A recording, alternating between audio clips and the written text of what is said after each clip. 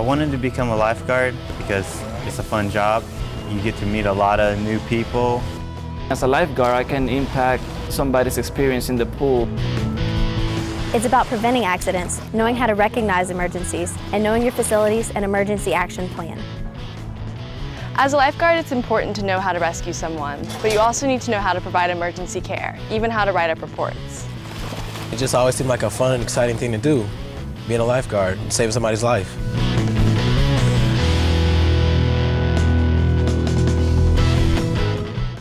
Lifeguarding.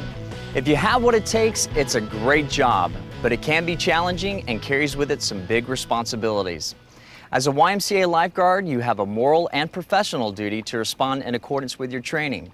Now, this may mean rescuing a distressed swimmer, but you're also responsible for preventing accidents by being alert, encouraging good behavior, and enforcing pool rules. Doing this effectively requires YMCA lifeguards to not only have the proper rescue skills, but a positive set of values that will guide them in the performance of their job. You have to set the example for others by the way you conduct yourself. You need to be caring, honest, respectful, and responsible.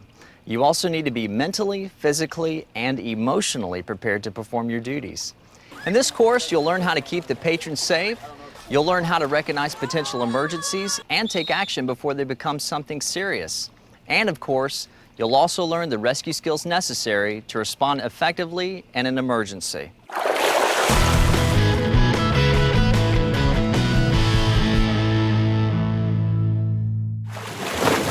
As a lifeguard, it's your responsibility to keep patrons safe.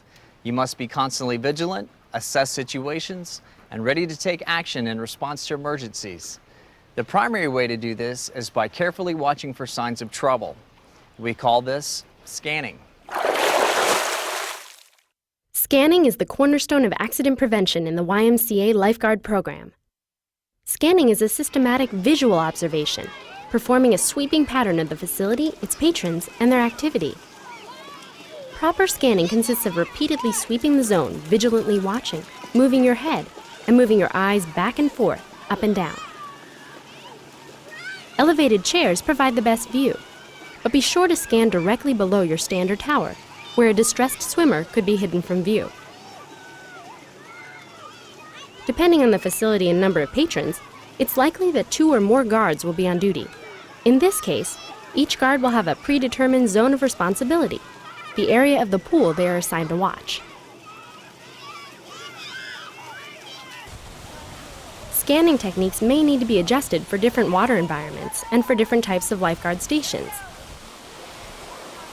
A water park will present different challenges, as will a lake or riverfront. In all situations, guards should sit up straight with the rescue tube positioned correctly. In a chair, the rescue tube should be across your lap with a strap across your shoulder and waist. When standing, the tube is held across your waist, and the straps are always held tight, without any slack that could cause them to become tangled during a rescue. The important thing is to stay focused and be aware of what is happening in your area of responsibility. You then have to assess the situation. Is that a distressed swimmer? Could that game lead to trouble? Should that child be over there? Is that someone under the water? Watch for problems, avoid distractions, and be ready to respond.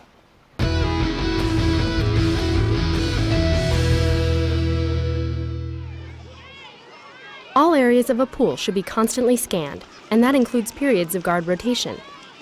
Naturally, there's a system for this. When you are relieving a lifeguard from the elevated stand, take up a position next to the stand and begin scanning.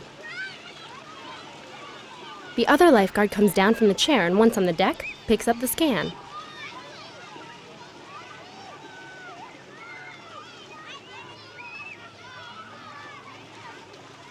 The relieving lifeguard then climbs into the chair and once settled, resumes scanning. Before leaving, the lifeguard being relieved should pass on any important information to the new guard.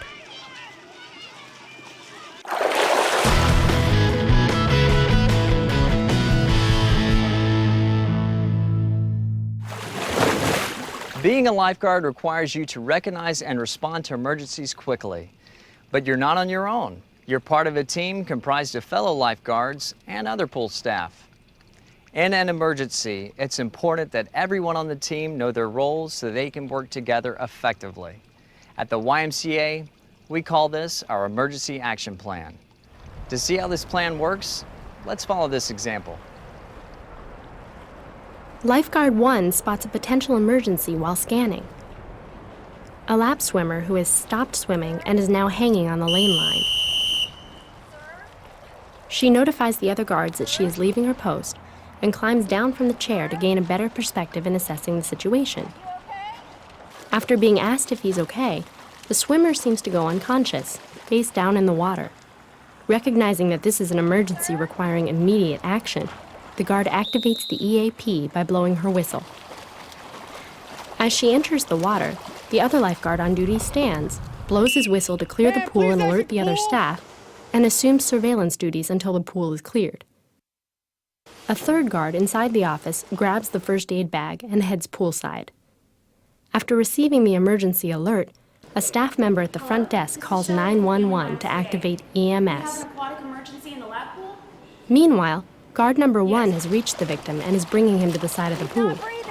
With the pool cleared, the second guard is free to assist. These two guards use a 2-person lift to remove the victim from the water.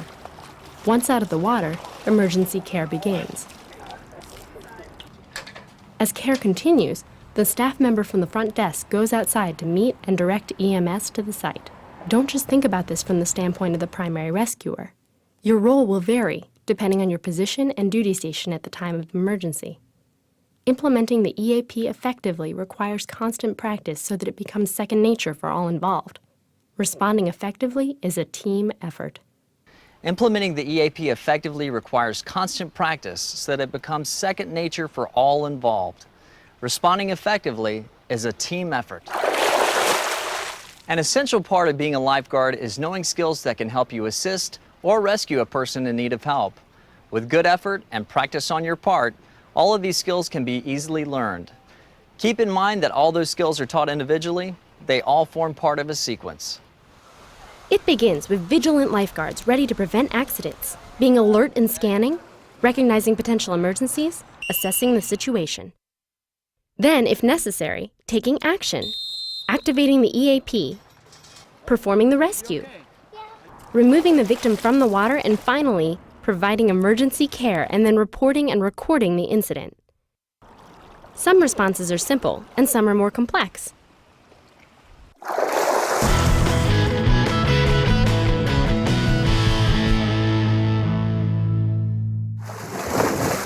The best rescue is one where you don't even get wet.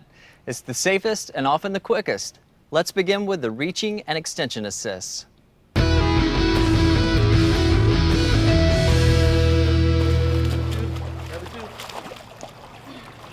To use the reaching assist, first establish a stable position by lying down with your legs spread. Once secure, extend your arm to grab the victim and pull him safely to the side.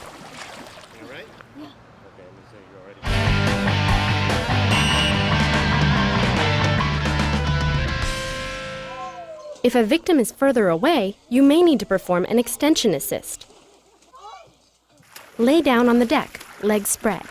Then extend the rescue tube to the victim, telling him to hold on. Offering him reassurance, pull him safely to the side.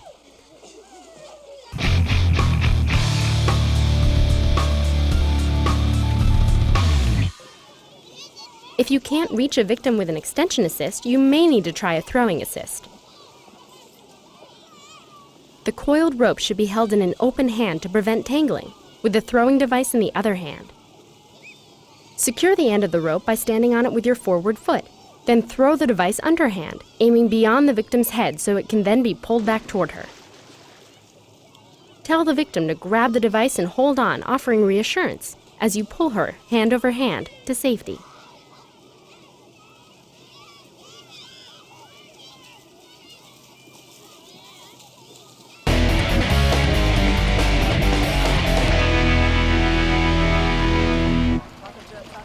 A wading assist is more dangerous than other assists because it demands that the rescuer be in the water with the victim. To perform a safe assist, Always take a tube with you. Since you'll be entering shallow water, enter with the touch and go entry, which we'll describe in a moment. Once in the water, assume a stable position, weight shifted away from the victim as you prepare to perform the assist. After the victim has grabbed the tube, slowly pull him to safety, offering reassurance and keeping him calm.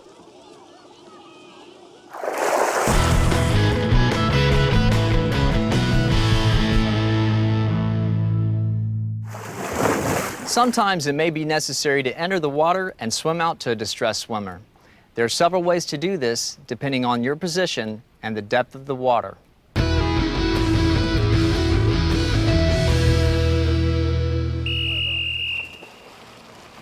The touch and go can be used in all depths of water. First, be sure it's safe to enter the water. Then, while keeping your eyes on the victim, simply place one hand on the edge of the pool deck with the other hand holding the rescue tube. Touch the side and jump or step into the water. Once in the water, begin the approach to the victim.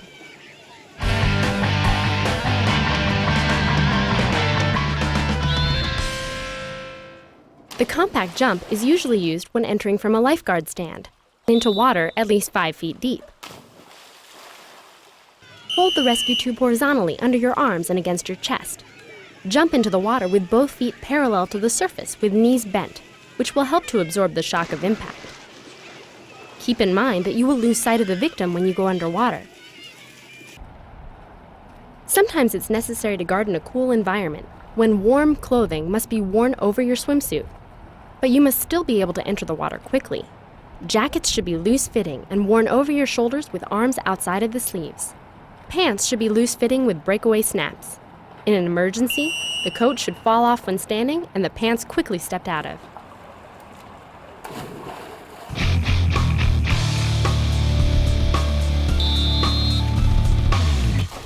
A stride jump allows you to enter the water quickly while maintaining eye contact with the victim.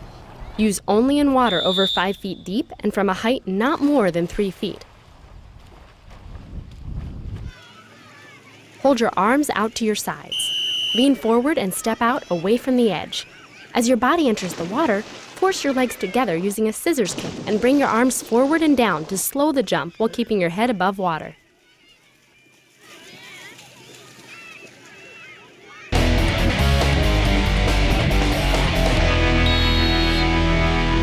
A shallow dive entry might be appropriate if the depth of water is over 5 feet and time and speed are crucial. In this entry, you sacrifice visual contact momentarily for greater momentum, which means it's important to reestablish visual contact with the victim as quickly as possible.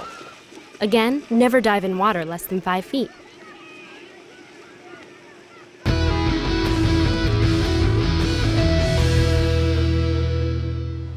The waveless shallow entry can be used for a victim with a suspected spinal injury when the victim is 10 feet or closer, and where creating waves could cause additional injury. Start by sitting on the side of the pool or deck.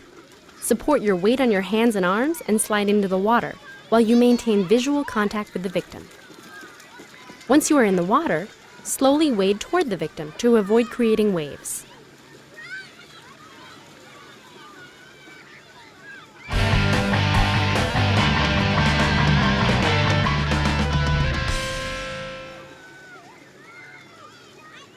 When making a waveless entry in deep water, start by sitting on the edge of the deck. Reach across your body with one hand and place it on the deck or on the lip of the pool gutter as you lower yourself into the water.